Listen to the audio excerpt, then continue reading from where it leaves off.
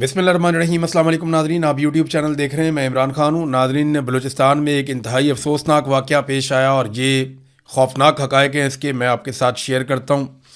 बलूचिस्तान का एक वस्ती ज़िला है सोराब। यहाँ पे एक हौलनाक वाक़या हुआ जिसके नतीजे में बड़े पैमाने पे सिविलियंस जो हैं वो जाँ बहक हो गए हैं। जो इन्फॉर्मेशन मकामी मीडिया से आ रही है या कासिम सूरी साहब ने बताई या दीगर कुछ लोगों ने जो बलूचिस्तान से जिनका ताल्लुक़ है उन्होंने बताई, उस इंफॉर्मेशन के मुताबिक पाकिस्तान फोर्सेस की जानिब से एक फ़िज़ाई हमला किया गया जिसके नतीजे में जो लोग जाँ बहक हुए उनमें 9 बच्चे, 7 ख़वातीन और 12 मर्द शामिल हैं। और इनमें बच्चे जो हैं वो दूध पीते बच्चे भी हैं, बहुत छोटे बच्चे हैं।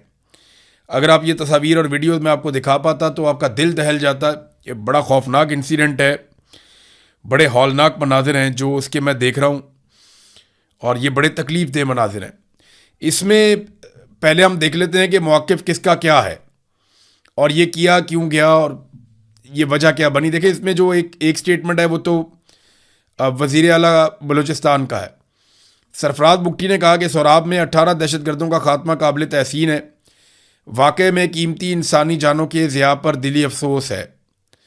और जो ये बात की पहले सरफराज बुगटी ने, उसमें उन्होंने एक अलग तरह का स्टेटमेंट दिया, लेकिन फिर जब DG-ISPR का स्टेटमेंट आया वो किसी और तरह का आया।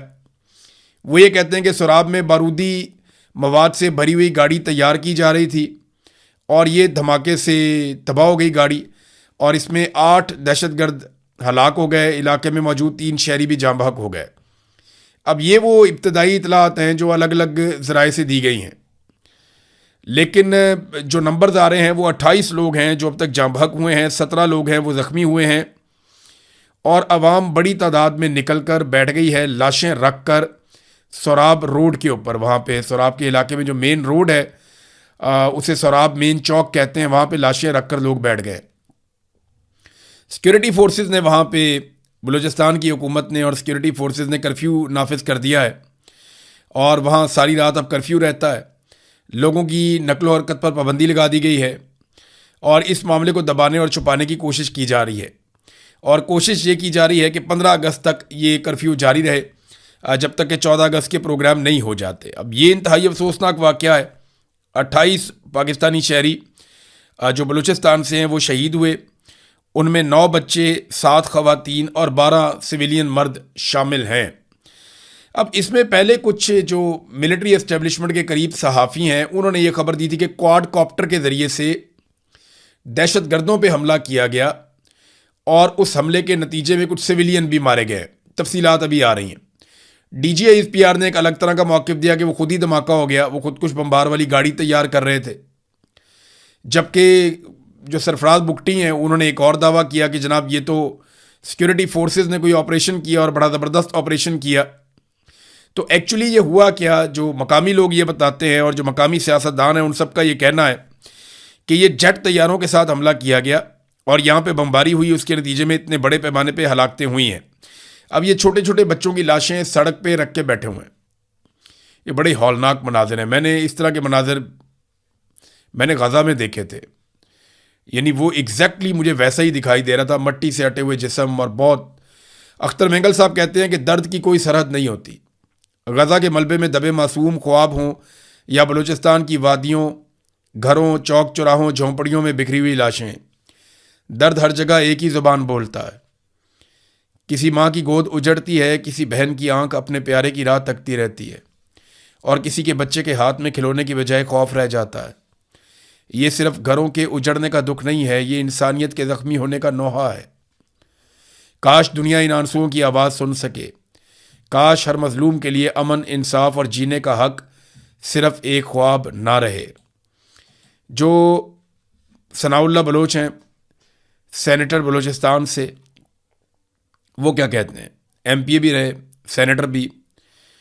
वो ये कहते हैं कि सोराब के अलमनाक वाक़े पर शदीद रद्दअमल का उन्होंने इजहार करते हुए कहा कि इस्लामाबाद को एक लम्हे के लिए रुक कर ख़ुद से सवाल करना चाहिए कि आखिर अपने ही शहरियों के ख़िलाफ़ जंगी तैयारों और हेलीकॉप्टरों के इस्तेमाल की नौबत क्यों आ रही है। अब ये वहाँ के ज़िम्मेदारान कह रहे हैं, अहम तरीन लोग कह रहे हैं कि ये फ़िज़ाई हमला किया गया जेट तैयारों या हेलीकॉप्टरों से जिसके नतीजे में सिविलियंस की हलाकतें हुई हैं। उन्होंने कहा रियासत अपने ही लोगों से मुसलसल दस्तों गिरबान रहने की बजाय एतमाद का रिश्ता कायम करे और चेक पोस्टों, बंदूकों और निगरानी पर इन्हिसार कम करे। सुराब वाक़े को किसी बयानिए के जरिए छुपाने की बजाय आला सतह पर तहकीकात करवाई जाएँ और हक़ाइक़ अवाम के सामने लाए जाएँ। उन्होंने कहा कि मुतासरीन के ज़ख्मों पर नमकपाशी के बजाय वाक़े की शफ़ाफ तहकीकात ज़रूरी हैं। ये जनाब सनाउल्लाह बलोच साहब का स्टेटमेंट है, ये भी मैंने आपके सामने रख दिया। बलूचिस्तान यकजहती कमेटी, जो महारंग बलोच हैं जिनको जेल में बंद किया हुआ है, उनकी जो पार्टी है या बलूचिस्तान यकजहती कमेटी है, वो ये कहती है कि बलोच अवामी आबादियों पर बमबारी करना और फिर शहीद होने वालों को दहशतगर्द कहना इंतहाई शर्मनाक अमल है। गैर संजीदा बयानात से अंदाज़ा लगाना मुश्किल नहीं है कि 4 साला मासूम बच्चों के जनाजों पर रियासती इदारों को ज़रा बराबर भी अफसोस नहीं है। सोराब गदर में पेश आने वाला वाक़या रूह को झंझोड़ देने वाला वाक़या है। खून आलूद कफन सड़क पर एहतजाज करने पहुंचे तो पूरा रियासती मीडिया बयानियाँ घड़ने के लिए उन्हें दहशतगर्द करार दे रही है। बच्चे तो दहशतगर्द नहीं हो सकते ना, ख़वातीन तो दहशतगर्द नहीं हो सकती। एक छोटा बच्चा बहुत मासूम जो सही तरह से चलता भी नहीं है, वो कैसे दहशतगर्द हो सकता है? एक इतना छोटा बच्चा जो कभी स्कूल भी नहीं गया, वो कैसे दहशतगर्द हो सकता है? एक औरत जो अपने घर के अंदर रहती है, चादर और चार दीवारी के अंदर रहती है, अपने घर के काम निपटाती है, बच्चों को पालती है, वो कैसे दहशतगर्द हो सकती है? एक आम आदमी जिसको अपने बच्चों का पेट पालने से फुर्सत नहीं है, वो कैसे दहशतगर्द हो सकता है? पाकिस्तान का मीडिया इसके ऊपर एक लफ्ज़ बोलने को तैयार नहीं है। एक जुमला पाकिस्तान का मीडिया इसके ऊपर नहीं बोल रहा, कोई इसके ऊपर बात नहीं कर रहा। सोशल मीडिया भी ज़्यादा इसके ऊपर बात नहीं कर रहा। मेरी आप सबसे गुजारिश है, जितने भी हमारे डिजिटल मीडिया के दोस्त हैं वो तमाम इस वाक़े को रिपोर्ट करें, सोशल मीडिया पे इसको ज़्यादा से ज़्यादा उठाएं ताकि आइंदा के लिए ऐसे कत्ले आम से पहले 10 दफ़ा सोचा जाए। इंतहाई अफसोसनाक वाक़या है। मिलिट्री एस्टेब्लिशमेंट और हुकूमत ने इस वाक़े को अलग अलग तरह से बयान किया, जिससे इस बात को क्लियर किया जा सकता है कि वो कुछ छुपाने की कोशिश कर रहे हैं और लोग लाशें सड़क पर रख के बैठे हैं। तो वहाँ पे कर्फ्यू लगा दिया गया कि वहाँ पे अब कोई जाएगा ही नहीं, हम किसी को वहाँ पे जाने ही नहीं देंगे। नाज़रीन, ये आप देखें ना, इसहाक डार का स्टेटमेंट। एक अफसोसनाक इंसिडेंट हुआ बहरा अहमर में, जिसको रेड सी कहते हैं आप, जहाँ पे हौसी हमला कर देते हैं उन बहरी जहाज़ों के ऊपर जो सऊदी अरब से निकलते हैं। तो इसहाक डार उसके बारे में कहते हैं कि बड़ी तशवीश है मुझे उस हमले पे। मालूमात के मुताबिक 3 पाकिस्तानी शहरी अपनी जानों से हाथ धो बैठे हैं, जबकि एक ज़ख्मी हुआ है। हम गमज़दा ख़ानदानों से दिली ताज़ियत करते हैं। और वो कहते हैं पाकिस्तान गैर जंगजू तजारती जहाज़ पर हौसी हमले की शदीद मजम्मत करता है, बेगुनाह इंसानों की ज़िंदगियों को ख़तरे में डालते हैं। देखें, हौसियों से अब पाकिस्तान ने लड़ाई करनी है, ये हम सब जानते हैं। वो इसलिए कि सऊदी अरब की हौसियों के साथ लड़ाई है और पाकिस्तान का सऊदी अरब के साथ दिफाई मुआहदा है, और हौसियों को दहशतगर्द कहा जाता है, लिहाजा हौसियों के साथ तो अब लड़ाई करनी है पाकिस्तान को, ये हम सबको आइडिया है। तो वहाँ इसहाक डार साहब को नज़र आ गया, पाकिस्तान के वज़ीर ख़ारजा को, कि वहाँ 3 पाकिस्तानी शहीद हुए, लेकिन ये जो 28 पाकिस्तानी जाँ बहक हुए जिनमें बच्चे और ख़वातीन भी हैं, ये उनको नज़र नहीं आया, क्योंकि यहाँ पे जो हथियार इस्तेमाल किया वो पाकिस्तान की सिक्योरिटी फोर्सेस ने किया, किसी और ने नहीं किया। BNP अख्तर मैंगल साहब की जो पार्टी है, उसने 16 तारीख को पूरे बलूचिस्तान में हड़ताल का ऐलान किया इस वाक़े के ख़िलाफ़, जबकि BYC ने, बलूचिस्तान यकजहती कमेटी ने, आज के दिन में एहतजाज का और बलूचिस्तान के अंदर भरपूर एहतजाज का उन्होंने ऐलान किया है। अब नाज़रीन, ये है वो अफसोसनाक ख़बर जो मैंने आपके साथ शेयर कर दी बलूचिस्तान से। आज का दिन वैसे भी बड़ा इम्पॉर्टेंट है, वो इसलिए अहम है आज का दिन कि इमरान खान साहब की मुलाकात के लिए आज सुहेल आफरीदी ने और पार्लियामेंटेरियंस ने, सब ने जो फ़ैसला किया वो ये था कि सारे के सारे आज जाएंगे इमरान खान साहब से मुलाकात के लिए और उनसे मुलाकात की कोशिश करेंगे। और अगर इमरान खान साहब से मुलाकात नहीं करवाई जाती तो उसके बाद फिर वहाँ पे वो मुज़ामत करेंगे। और जो ऐलान किया था वो ये किया था कि पूरे पाकिस्तान को फिर हम बंद करेंगे रात के वक्त, और पाकिस्तान के हर चौक में एहतजाज किया जाएगा, हर चौक में डी चौक बनाया जाएगा। अब देखते हैं कि पाकिस्तान तहरीक इंसाफ को आज मुलाकात की इजाज़त दी जाती है या नहीं, और अगर इजाज़त दी जाती है तो जेल से क्या खबर निकलती है। अगर इजाज़त नहीं दी जाती तो क्या अपने वादे के मुताबिक पाकिस्तान तहरीक इंसाफ रात को पूरा जोर लगा के पाकिस्तान भर के अंदर एहतजाजी एक हिकमत अमली अपना सकती है, ये चीज़ें भी हमें अभी नज़र आ जाएंगी थोड़ी देर में। जो नाम दिए गए मुलाकात के लिए, उसमें पहला नाम है सुहेल अफरीदी का, दूसरा शाहिद खटक का, तीसरा मीना खान का, चौथा नाम है शफ़ी जान का, पांचवा शफ़कत अयाज़ का और छठा नाम है अब्दुल सलाम अफरीदी का। ये नादरीन 6 नाम दिए गए हैं, क्योंकि अदालत का हुक्म था कि 6 लोग मिल सकेंगे इमरान खान साहब को हर जुमेरात को। तो ये 6 नाम दे दिए गए हैं जो इमरान खान साहब से मिलने के लिए जाएंगे। एक और ऐलान किया सुहेल अफरीदी ने जो बड़ा इंपॉर्टेंट है मेरी नज़र में। वो ऐलान उन्होंने ये किया कि अब तक जो लोग इकट्ठे हुए हैं इमरान खान रिहाई अमन फोर्स के प्लेटफॉर्म पे, जो नौजवानों ने अपनी रजिस्ट्रेशन करवाई है, अब तक 5,30,000 नौजवान इसके अंदर शामिल हो गए हैं इमरान खान रिहाई अमन फोर्स में। अगर तो इसमें 5,30,000 नौजवान शामिल हो गए हैं तो ये तो तादाद ठीक तरीके से बढ़ रही है, क्योंकि कुछ दिनों पहले तक बताया गया था कि 60,000 नौजवान हैं। अब अगर हफ्ते डेढ़ के बाद ये 5,30,000 है तो फिर तो उम्मीद की जा सकती है कि 27 सितंबर आने तक इनकी तादाद 20-25 लाख तक भी हो सकती है।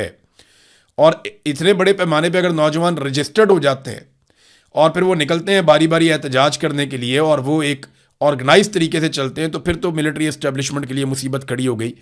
देखिए, आज़ाद कश्मीर में जो लोग हैं उनकी तादाद को बहुत बड़ी नहीं है, यानी उनकी वैसे ही आबादी बहुत कम है। 45 लाख की टोटल आबादी है, उसमें से भी सिर्फ एक इलाके के लोग हैं मुख्तलिफ एरिया से आके, वो एक जगह पे 10-15 हज़ार लोग हैं, एक जगह पे 20,000 लोग हैं, वो जो अलग अलग जगहों पे वो एहतजाज करते हैं। तो वो टोटल 50-60 हज़ार लोगों ने मुसीबत डाली हुई है। ज़्यादा होते हैं तो वो बहुत बड़ी तादाद में भी हो जाते हैं, लेकिन जब वो कम होते हैं तो फिर भी वो 20-25 हज़ार लोग तो रहते हैं, 10 हज़ार तो रहते ही हैं एक आधी जगह पे। तो उन्होंने मुसीबत डाली हुई। अगर पाकिस्तान तहरीक इंसाफ वाकई में लाखों नौजवान इकट्ठे कर पाए तो एस्टेब्लिशमेंट के लिए वाकई ही मुसीबत बन जाएगी, जिससे निकलना उनके लिए मुश्किल होगा। बलूचिस्तान की नादरीन हम बात कर रहे थे ना, ये देखें एक और खबर बलूचिस्तान से। ये खबर देखें, आप अपना सर पीटेंगे कि ये क्या हो रहा है बलूचिस्तान में। ये देखें आप, ये एक बुजुर्ग हैं, ये आपको नजर आएंगे इस तस्वीर में। ये देखें, इनको लोग हाथ में ला रहे हैं, छोटी सी वीडियो है, ये जरा देख लें आप। इनकी उम्र 70 साल है। ये गवर्नर है बलूचिस्तान के, शेख जाफर खान मंदोखेल। शेख जाफर खान मंदोखेल साहब जो हैं, ये 70 साल इनकी उम्र है, बलूचिस्तान के ये गवर्नर हैं। और अक़वाम मुत्तहिदा में एक कॉन्फ्रेंस हो रही है, जिस कॉन्फ्रेंस का नाम है youth and artificial intelligence summit 2026। यानी 2026 का जो समिट हो रहा है नौजवानों और आर्टिफिशियल इंटेलिजेंस के ऊपर, उसमें पाकिस्तान की नुमाइंदगी के लिए अक़वाम मुत्तहिदा में भिजवाया गया किसे? 70 साल गवर्नर बलूचिस्तान को। है ना मजे की बात। पूरे पाकिस्तान में कोई नौजवान नहीं मिला जो यूथ और आर्टिफिशियल इंटेलिजेंस के हवाले से अक़वाम मुत्तहिदा में जाकर नुमाइंदगी करता पाकिस्तान की। जो प्रोग्राम है वो यूथ का है और 70 साल बाबा जी गए हुए गवर्नर साहब, क्योंकि उन्हें सैर कराना मकसद था। तो नाज़रीन, ऐसे ही बंदरबांट की है मिलिट्री एस्टेब्लिशमेंट ने ना, कभी सही बंदे को सही काम पे आने ही नहीं दिया। जानबूझकर उन्होंने हमेशा ये किया। उन्होंने कहा ठीक बंदा ठीक जगह पे आएगा, वो लगेगा, वो सवाल करेगा, वो पूछेगा ये क्यों करते हैं, वो क्यों करते हैं, वो क्यों करते हैं, हम क्या जवाब देंगे। वो कहते हैं उठाओ नालायक आदमी को लगाओ। जिस बंदे का जो काम है उससे नहीं करवाना, किसी और बंदे से करवाओ, ताकि कोई सवाल ही ना करे, पूछे ही ना कि गलत क्या और सही क्या है। 70 साल के बाबे को उठा के भेज दिया, और भेज दिया कहाँ पे? यूथ एंड आर्टिफिशियल इंटेलिजेंस का समिट है 2026 का, अक़वाम मुत्तहिदा के प्लेटफॉर्म पे, दुनिया का सबसे बड़ा प्लेटफॉर्म है, जहां पे भेज दिया। और वो भी मुंह उठा के चल दिए, उनको भी शर्म नहीं आई कि मैं कहां जा रहा हूं।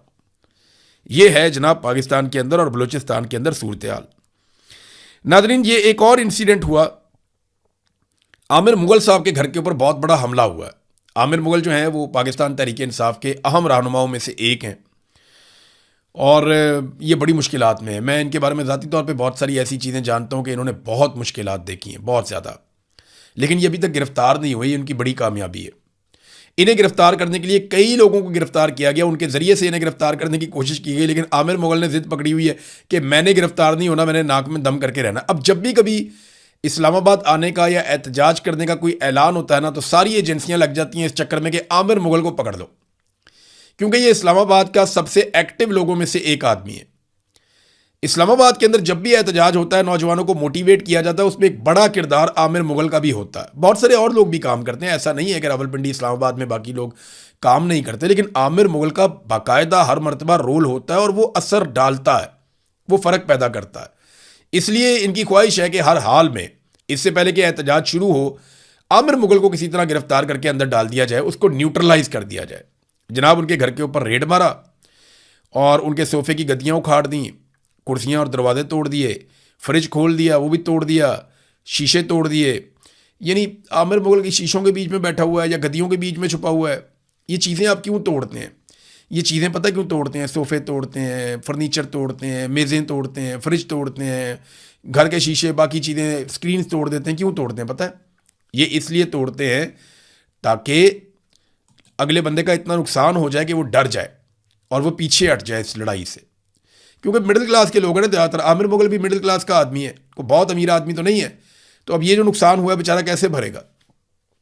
कैसे भरेगा? आम आदमी को चीज़ें बनाने में बहुत लंबा अरसा लग जाता है। आमिर मुगल ने खुद बताया कि कोई लेडी एहलकार नहीं थी, चादर और चार दीवारी का तकद्दुस पामाल किया गया, तोड़ फोड़ किया गया, हमारे उसके घर में जो कुत्ते हैं उनको डंडों से मारा गया और 2-3 फायर भी किए गए कुत्तों को चुप करवाने के लिए, उनको डराने के लिए। फिर खौल उठा के साथ ले गए, डीवीआर उतार के साथ ले गए, आमिर मुगल को गालियां देते रहे और कत्ल करने की फैमिली के सामने धमकियां देते रहे, संगीन नताइज की धमकियां देते रहे। मोबाइल फ़ोन भी साथ ले गए, मोटरसाइकिलें 2 घर में खड़ी थी वो भी चोरी करके साथ ले गए। तो आमिर मुगल कहता है जी मुझे तो याद भी नहीं है मेरे घर पे अब तक कितने अटैक, कितने हमले हो चुके हैं। ये है नाजरीन सूरत हाल। और ये आपको पता है ना, पंजाब में हो या इस्लामाबाद में हो, फस्तायत इसी तरह अपने उरूज के ऊपर है। उन्हें कोई फ़र्क नहीं पड़ता कि पाकिस्तानी उनके बारे में क्या सोचते हैं। नाजरीन, ये मोहम्मद हुसैन के बारे में जो खबर मैंने आपको दी थी ना, वो जो नौजवान कत्ल हो गया जिसके बारे में ये इल्ज़ाम लगाया गया कि ये मुबैना तौर पे GHQ में दाखिल होकर वहाँ पे PTI का झंडा लहराना चाहता था और वहाँ पे ये कोई पिस्तौल लेकर घुस गया था और ये चाह रहा था कि ये कत्लेआम कर दे और जाके PTI का झंडा GHQ में लहरा दे। यानी इल्ज़ाम तो इसी किस्म के हैं उसके ऊपर। उसके बारे में मैंने आपको शुरू में एक बात बताई थी। सबसे पहले बहुत सारे लोग कह रहे थे कि ये कैसे हो सकता है। मैंने आपको कहा था ना कि वो ज़हनी तौर पे एक मरीज़ आदमी है, नॉर्मल नहीं है।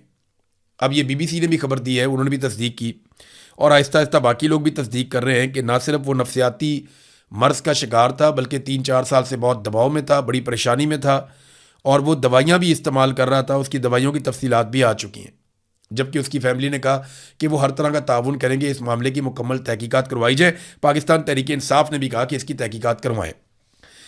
अब नाजरीन, मईशत के ऊपर बहुत सारी खबरें हैं, यहाँ इनके साथ जुड़ती नहीं हैं, लेकिन मैं नेक्स्ट वीलॉग में आपको ज़रूर बताऊँगा कि मईशत के हवाले से आज हम कहाँ खड़े हैं और ये किसकी मेहरबानी है। और ये जो नया झटका हमें लगा बहुत बड़ा, ये झटका हमें कहाँ लेकर जाएगा। अब तक के लिए इतनी, अपना ख्याल रखिएगा, अपने इस चैनल का भी। अल्लाह हाफ़िज़।